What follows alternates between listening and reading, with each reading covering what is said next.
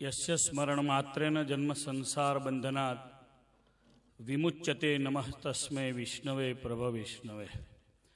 નિજાશ્રિતાનામ સકલાર્તિહંતા સદ્ધર્મ ભક્તેરવનમ વિધાતા દાતા સુખાનામ મનસેપ્સિતાનામ તનોતુ કૃષ્ણો ખિલમંગલમ નઃ. પરમ શ્રદ્ધેય આદરણીય સુખ સ્વરૂપ વક્તાશ્રી, જેઓની દિવ્ય દ્રષ્ટિથી આ મંગલ ઉત્સવ ઉજવાઈ રહ્યો છે એવા અક્ષરધામમાં બિરાજમાન વાત્સલ્ય મૂર્તિ પૂજ્ય સદગુરુ ઘનશ્યામ જીવનદાસજી સ્વામી,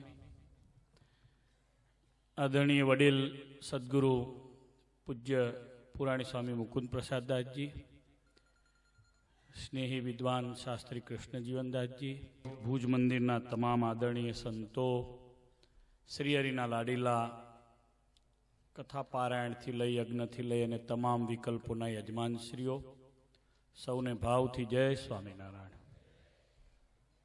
શ્રીજી મહારાજની સ્થાપેલી દિવ્ય પરંપરાના આપણે બધા આશ્રિતો છીએ. એ આપણા સૌ માટે, આપણા જીવાત્માના કલ્યાણ માટે ગૌરવની વાત છે. ગુરુકળયુગમાં ભગવાને જાતે પોતે આ પૃથ્વી ઉપર આપણા જેવા પામર જીવોના કલ્યાણ અર્થે અવતાર ધારણ કરી આવો દિવ્ય સંપ્રદાય સ્થાપ્યો છે. એની એક મર્યાદા બાંધી છે, એનો એક કોટ બાંધ્યો છે. મોટા પુરુષો એ કોટનું રક્ષણ કરે છે,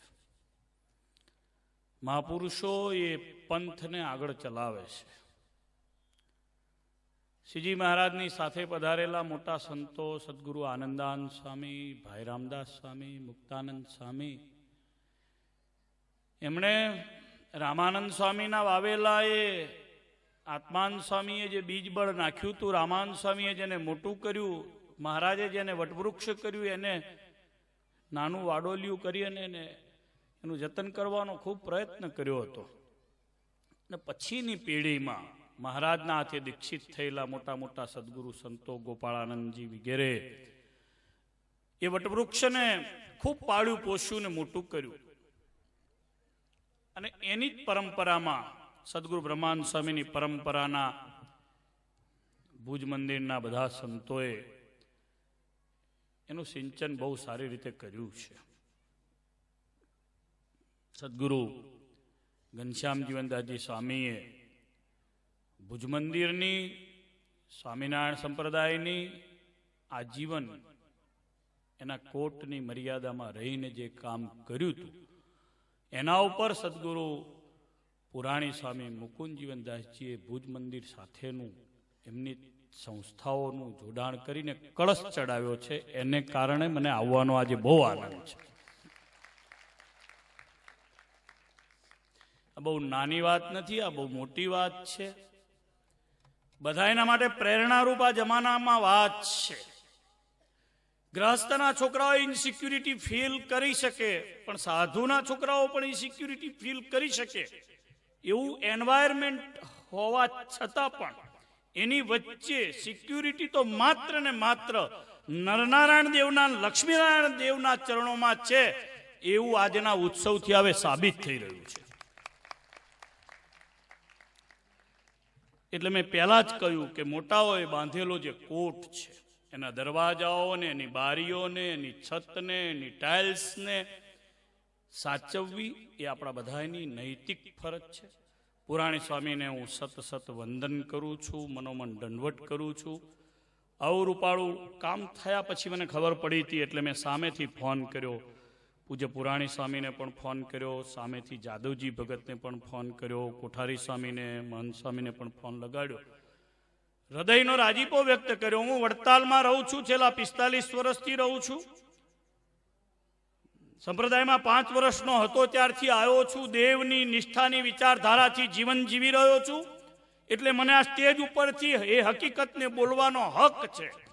એટલે હું કહી રહ્યો છું કે ભુજ પ્રદેશમાં થયેલું કોડાઈ ગુરુકુલનું સમર્પણ, સંવનન, ભુજ મંદિર સાથેનું એ આ છેલ્લા 20કાનું સૌથી શ્રેષ્ઠ આ પ્રદેશનું કામ છે. બહુ મોટી વાત છે. માણસ એકવાર જ્યારે પોતે પૂરપાટ દોડ્યો જતો હોય, એમાંથી બેક થઈ પોતાના પૂર્વજો, પોતાના મહાન સંતો, પોતાના વડીલો, પોતાની પેઢીઓ એને યાદ કરી. મને પુરાણી સ્વામીએ ઘણી વાર કહેલું, મને કે અમારું મંડળ બહુ ઘનિષ્ઠતાથી જોડાયેલું છે. મારા માથા ઉપર પૂજ્ય ઘનશ્યામ જીવનદાસજી સ્વામીએ બહુ બધા હાથ ફેરવ્યા છે. અમારા વડતાલના ઘણા સાધુઓ એકવાર હાથ મૂક્યો હોય ને ઘનશ્યામ જીવનદાસ સ્વામીએ તો એનું માર્કેટિંગ કરતા હોય છે. મેં તો સ્વામીના બહુ ધબ્બા ખાધા છે. સ્વામીને હું બહુ ભેટ્યો છું.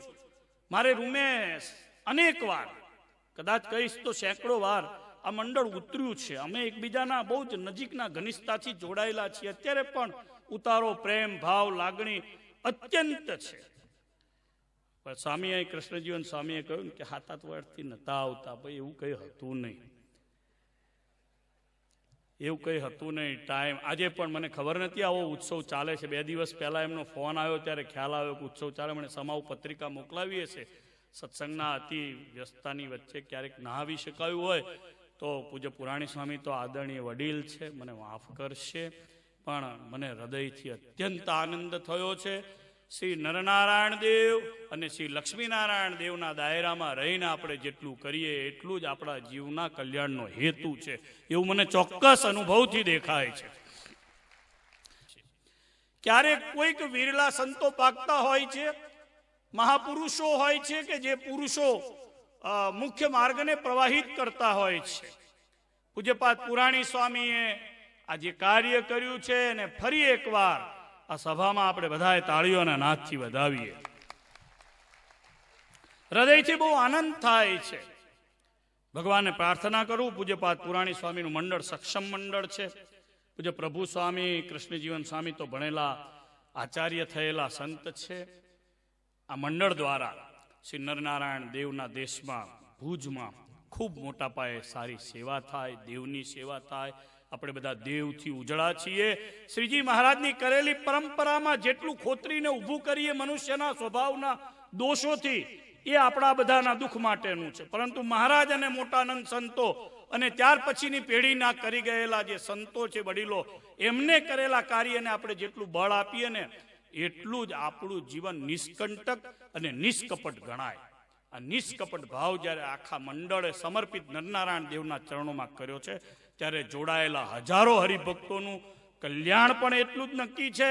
હવે પછી જોડાનારા લાખો હરિભક્તોનું કલ્યાણ પણ એટલું જ નક્કી છે. મહારાજને પ્રાર્થના કરું કે આ શિક્ષણ સંસ્થા દ્વારા અહીંયા આવનારી પેઢીના બાળકો દ્વારા દેશની, કચ્છની, ગુજરાતની અને આ સમાજની ખૂબ મોટા પાયે સત્સંગની સેવા થાય. ઉપસ્થિત તમામ ભક્તોના જીવનમાં ધર્મ, ભક્તિ, જ્ઞાન અને વૈરાગ્ય દ્રઢ થાય આવા દિવ્ય પ્રસંગો દ્વારા. અને આજે તો આચાર્ય મહારાજ અહીંયા પધારી રહ્યા છે, કૌશલેન્દ્ર પ્રસાદજી મહારાજ. એટલે ખરેખર સંપ્રદાયના જ્યારે મુખ્ય પ્રવાહિત, આપણને મુખ્ય માર્ગમાં લઈ જનારા ધર્મપુરુષ પધારશે ત્યારે આ ઉત્સવને, આ પ્રસંગને 4 ચાંદ લાગશે. મહારાજને પ્રાર્થના કરું કે આપણને બધાઈને શ્રીજી મહારાજે દોરેલી લીટીમાં રહેવાનું મન થાય એવા કાયમ વિચારો આપણને આપતા રહે મહારાજ. એટલી જ પ્રાર્થના કરીને વિરમું. જય સ્વામી.